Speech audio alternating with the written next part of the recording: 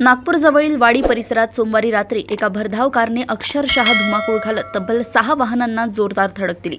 या भीषण साखळी अपघातात राज्याचे मंत्री आशिष जयस्वाल यांचे कर्मचारी पंकज शामकुवर हे गंभीर जखमी झाले असून त्यांच्या डोळ्याला उपचारादरम्यान 4 टाके घालावे लागले आहेत। MIDC टी पॉइंटकडून कंट्रोल वाडीच्या दिशेने विरुद्ध मार्गाने अतिवेगात येणाऱ्या ब्रेझा कार चालकाचे वाहनावरील नियंत्रण सुटले आणि त्याने मार्गातील वाहनांना एकामागून एक धडक दिली।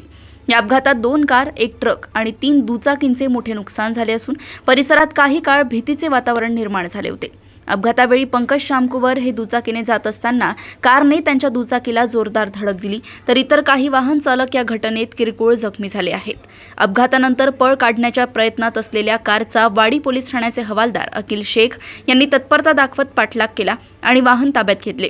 पोलिसांच्या या धाडसी कारवाईचे नागरिकांकडून कौतुक केले जात आहे।